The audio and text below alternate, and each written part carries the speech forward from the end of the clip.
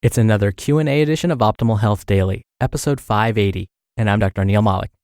Hey there, you made it to the end of the week. Happy Friday. Welcome to another Q&A edition of Optimal Health Daily, where I answer your health questions related to fitness, diet and nutrition, and lots more. You send me the questions, and I answer them for you. Remember, if you want to send in an audio question, first, it makes me super happy, and you get to have your question answered on the show by me. Just go to the short link, oldpodcast.com/ask.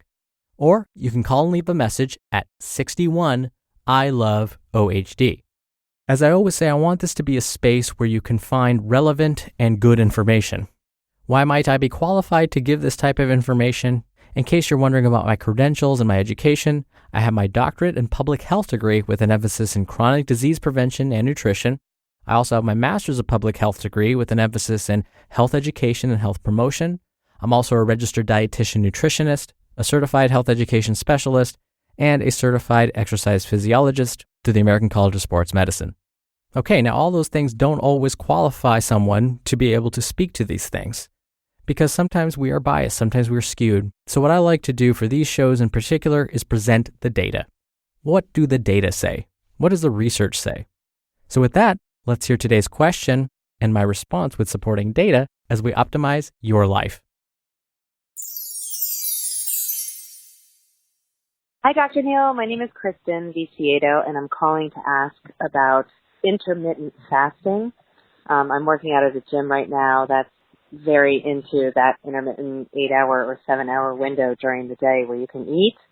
And my question is, does this promote weight loss and or muscle gain and or energy?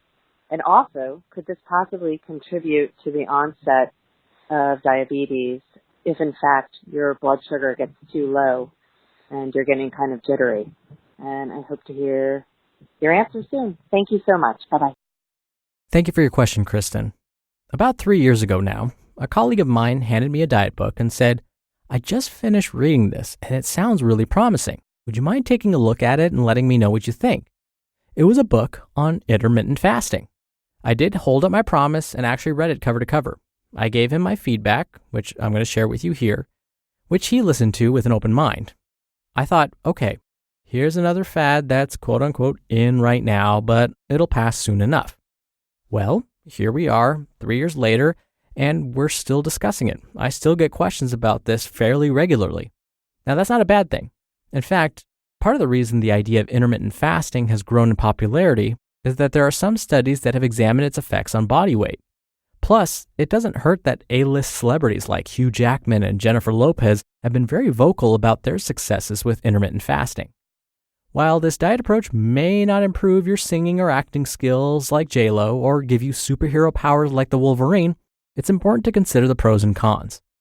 Let me start by describing what fasting and intermittent fasting are. By definition, fasting means the complete avoidance of food. Intermittent fasting means that you will still eat, but with larger lengths of time in between meals and snacks. Some intermittent fasting programs suggest limits on how many calories you can eat. For example, some may allow one meal during a fasting day that makes up 25% of your calorie needs for a typical day. So let's say you need to consume 2,000 calories per day. If you're following this plan, that would mean your one meal should be about 500 calories.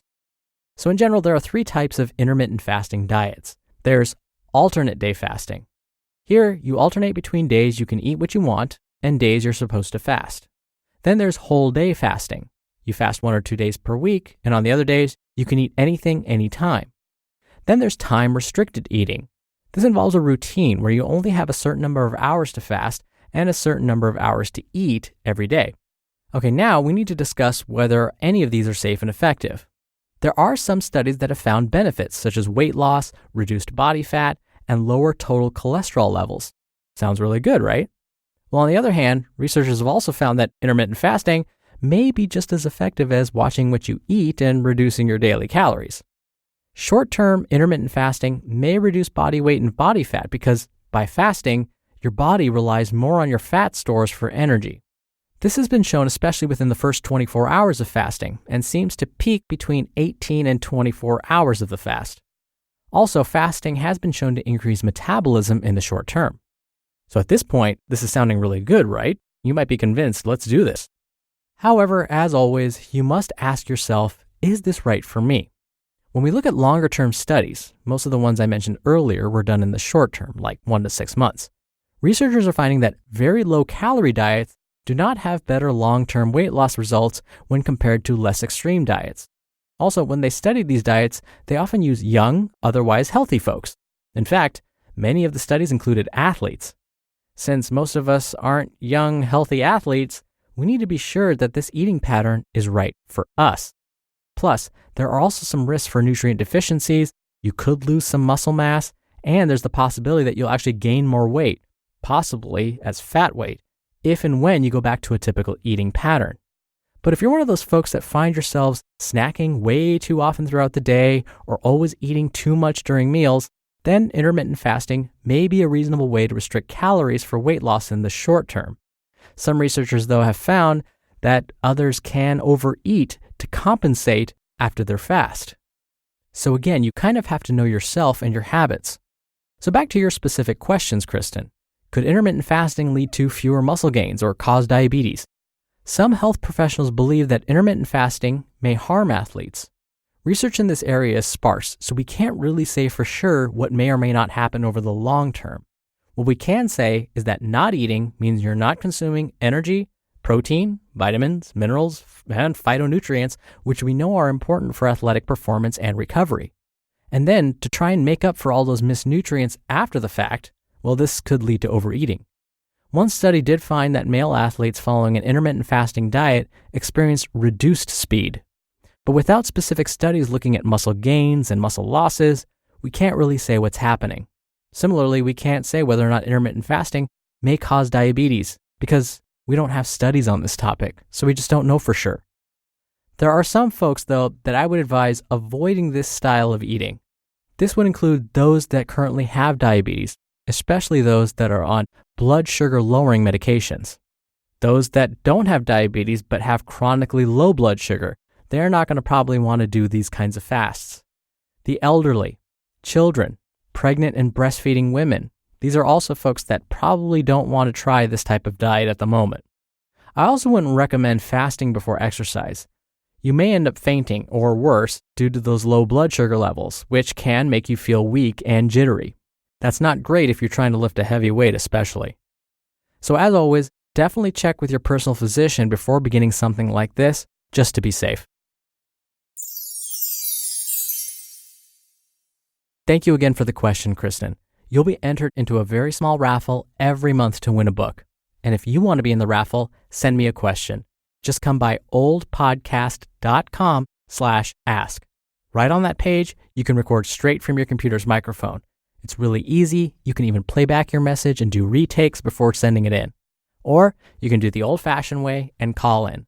The number is 61 I love OHD. Both methods are in this episode's description, which you can find at oldpodcast.com. Thank you for being with us for another week. Thank you for listening every day and all the way through. Have a wonderful weekend. I'll be back here on Monday where your optimal life awaits. Hello, Life Optimizer. This is Justin Malik, creator and producer of this show and Optimal Living Daily, the brother podcast of this one. Literally, I'm Dr. Neil's brother. If you like the format of this show, you'll love Optimal Living Daily too, where I also read to you from blogs, but cover other topics like personal development, finance, and minimalism from bloggers like Derek Sivers, The Minimalists, Zen Habits, and many more. So for more amazing content read to you for free, come subscribe to Optimal Living Daily too, and together we'll optimize your life. You've been listening to Optimal Health Daily.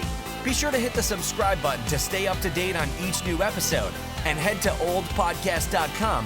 That's oldpodcast.com for a free gift, as well as more actionable tips and resources to help you maximize your potential. Thanks for joining us, and remember, your optimal life awaits.